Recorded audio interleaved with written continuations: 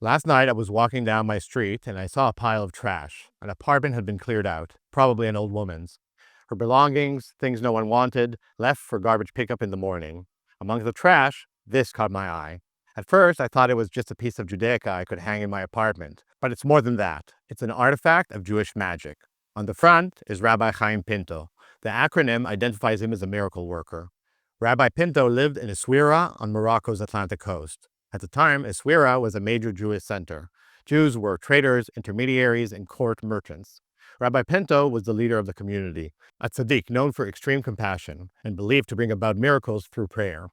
After his death in 1845, stories began to circulate. One legend says a local official once raised a sword to strike him. At that moment, the man's arm froze in place. Only after begging forgiveness did it recover. Another tells of Pinto being imprisoned after clashing with authorities. That same day, the Muslim judge suddenly died. Pinto was released immediately. As his fame grew, his grave became a pilgrimage site. Jews came from around the world to Essaouira on the anniversary of his death.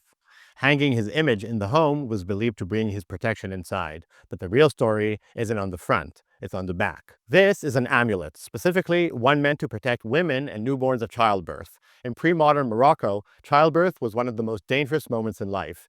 Infant and maternal death were common, well into the modern period. And for Moroccan Jews, there were very few effective medical protections. So people turned to ritual protection. In Jewish tradition, childbirth was believed to attract a specific supernatural danger, Lilith. Lilith is not biblical in the strict sense. She emerges from post-biblical Jewish lore. The Talmud, late antique incantation texts, medieval writings, is a figure associated with miscarriage, infant death, and postpartum illness. The belief reflected a brutal reality. Across the ancient Near East, infant mortality was terrifyingly common.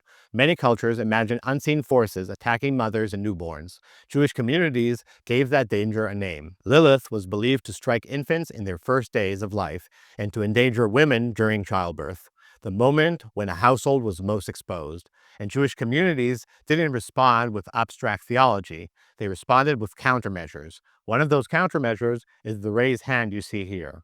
Jews living in Islamic lands adopted the Khamsa, the protective hand common in Muslim culture, and reworked it using Hebrew text, divine names, and angelic formulas. The hand becomes a specifically Jewish barrier. According to legend, Lilith herself swore that whenever she encountered the names of certain angels, especially Sanoi, Sansanoi, and Semangalof, named here, she would flee. That belief is key to this object. This amulet doesn't ask politely for protection. It blocks, it warns, it defends. Now we can finally read how it does that. At the very top of the amulet is a crown. In Jewish amulets, a crown signals jurisdiction, divine authority. It marks everything below as operating under heavenly command. Beneath it, an amulet for protection from the evil eye, for livelihood, and for healing. Then the title, protection for the child and the woman giving birth. Below that appears Psalm 121, the psalm of guarding, watching, never sleeping.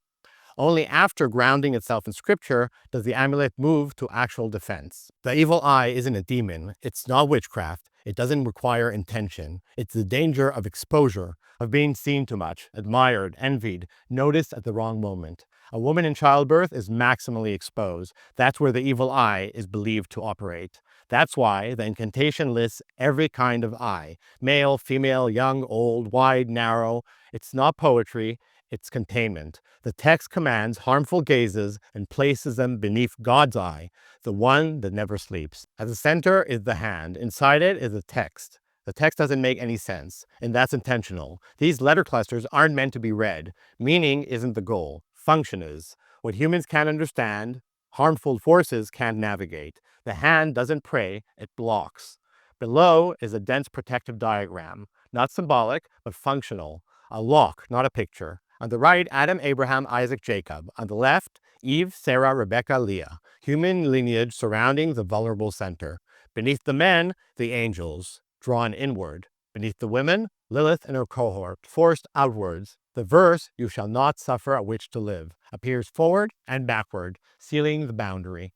At the bottom, the menorah. Order, divine light, stability. Down both sides run two phrases from the Talmud, Berachot 20a, Ben Porat Yosef, above the eye, and the angel who redeems me from all evil. Joseph, the Talmud explains, is immune to the evil eye, like fish hidden in water. So this amulet isn't improvising.